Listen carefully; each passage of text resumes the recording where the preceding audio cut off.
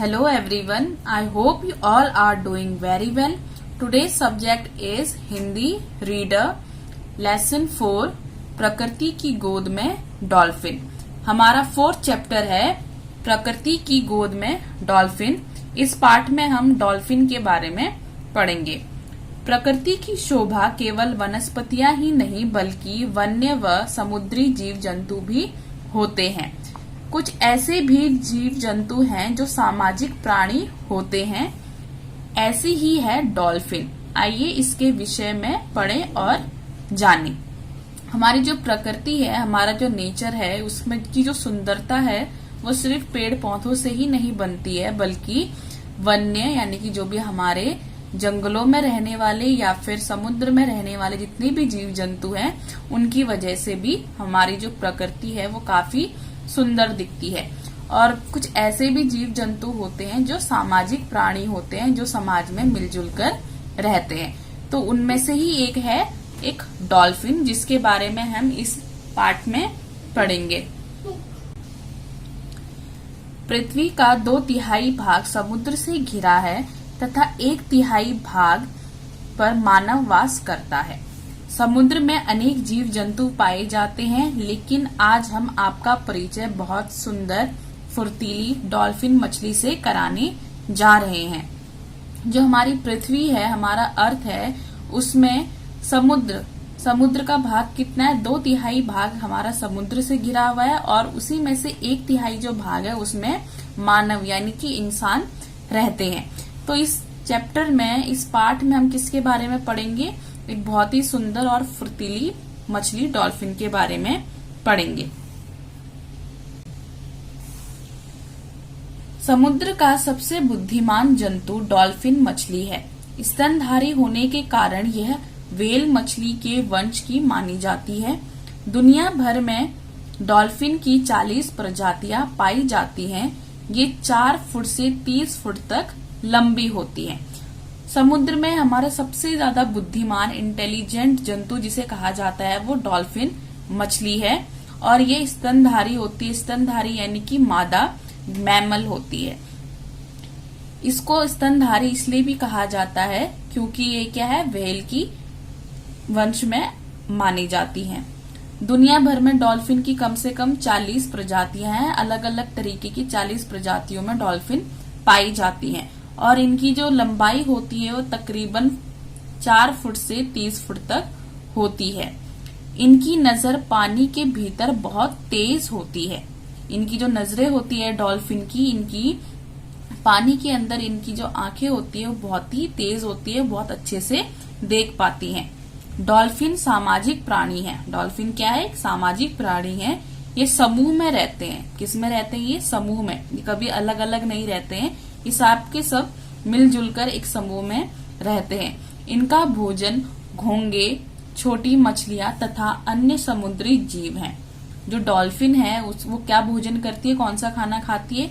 वो घोंगे, छोटे मछलियां तथा जो भी समुद्र में जो छोटे मोटे जीव होते हैं उनको खाती है। इनके शरीर का तापमान मनुष्य के समान ही होता है। जो डॉल्फिन होता है उनका जो बॉडी टेम्परेचर होता है वो उतना ही होता है जितना ह्यूमन का बॉडी टेम्परेचर होता है।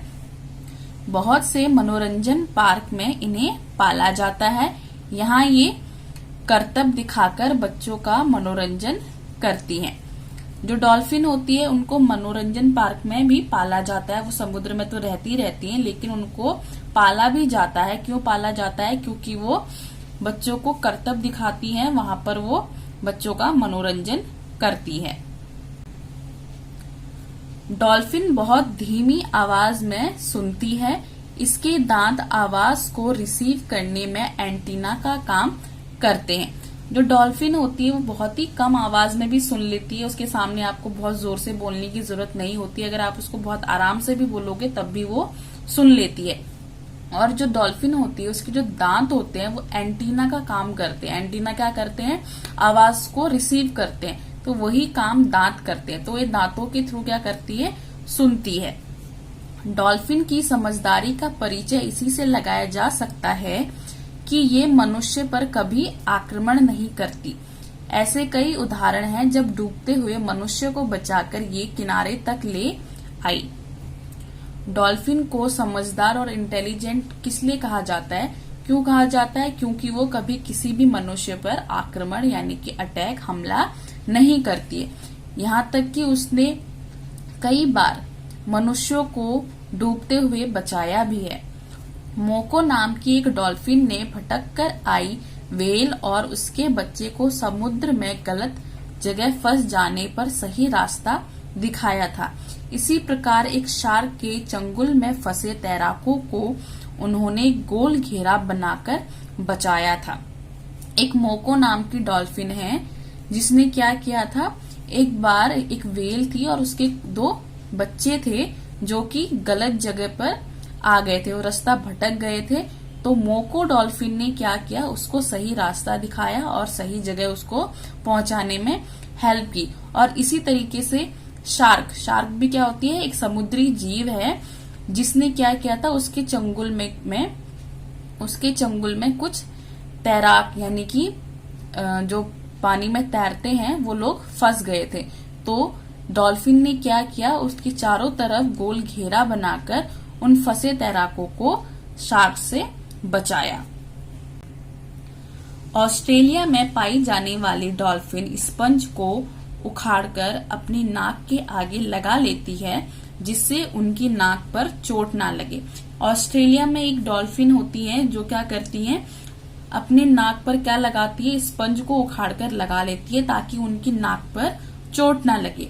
आपस में बातचीत करने के लिए डॉल्फिन संकेतों का प्रयोग करती हैं। जो जितनी भी डॉल्फिन होती है वो आपस में बात करने के लिए किसका यूज करती है, संकेतों का यानी कि इशारों का इस्तेमाल करती हैं। इन्हें सांस लेने के लिए हर आधे घंटे में पानी से बाहर आना पड़ता है। डॉल्फिन्स को हर आधे घंटे में सांस लेने के लिए क्या करना पड़ता है, बाहर आना पड़ता है। ये पानी के बाहर छलांग लगाकर खेलती हैं। इस तरह वह दूसरी डॉल्फिन मछलियों को शिकार का संकेत देती हैं। ये जो डॉल्फिन मछलियां होती है क्या करती है, पानी के बाहर छलांग लगाते हुए खेलती हैं और उसी दौरान क्या करती हैं, वो बाकी डॉल्फिन मछलियों को भी शिकार का संकेत देती हैं। कई बार तो इन्हें तैराकों के साथ खेलते देखा जा सकता है। जो डॉल्फिन मछली है उनको कई बार जो कि स्विमर्स होते हैं उनके साथ खेलते हुए देखा गया है। आजकल गुप्तचरी के लिए भी इनका इस्तेमाल किया जाता है। गुप्तचरी यानी कि जो कि भी लोग क्या करते हैं, राज का पता लगाते हैं, यानी कि जो भी जासूस होते हैं। तो आजकल जो डॉल्फिन है वो जासूसी का काम भी करती हैं। उनका इस्तेमाल जासूसी का काम करने के लिए किया जाता है। भारत में गंगा में पाई जाने वाली डॉल्फिन का अस्तित्व संकट में है। हमारे भारत में गंगा नदी है, वहां पर भी पहले बहुत सारी डॉल्फिन हुआ करती थी, लेकिन अब इतना प्रदूषण हो चुका है कि उसकी वजह से क्या हो गया, उनका जो वजूद है वो अब बहुत ही मुश्किल में पड़ गया है। वो अब काफी कम हो गई हैं। इन्हें बचाने की योजनाएं बनाई जा रही हैं। जिस तेजी से नदियों में प्रदूषण बढ़ रहा है उसी तेजी से नदियों में डॉल्फिन की संख्या भी कम हो रही है। तो क्या है, जितनी भी डॉल्फिन बची हैं उनको बचाने के लिए अब क्या किया जा रहा है, उनके लिए प्लान्स बनाए जा रही हैं, योजनाएं बनाई जा रही हैं जिससे कि वो बच सके। हमें भी इन दुर्लभ प्रजातियों के जीवन को सुरक्षित रखने के लिए नदियों में कूड़ा करकट और कारखानों से निकलने वाले दूषित पानी को नहीं बहाना चाहिए। हमें भी क्या करना चाहिए, इन दुर्लभ प्रजाति यानी कि जो ये गायब होती जा रही प्रजातियां हैं इनको बचाने के लिए, उनको सुरक्षित रखने के लिए हमें नदियों में कूड़ा करकट और जितने भी कारखानों से दूषित पानी निकलता है उनको पानी में नहीं बहाना चाहिए। अभी हाल ही में अमेरिका के लुसियाना लेक में एक सूरजमुखी डॉल्फिन अपनी मां के साथ देखने को मिली है। यह बड़ी दुर्लभ होती हैं।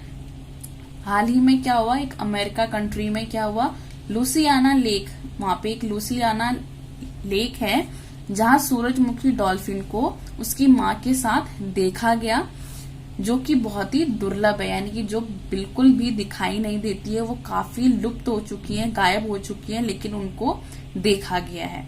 तो ये हमारा पार्ट था प्रकृति की गोद में डॉल्फिन, जिसको आप भी हमने कंप्लीट किया। आई होप आपको ये पार्ट समझ में आया होगा। Thank you for watching. Bye bye, take care.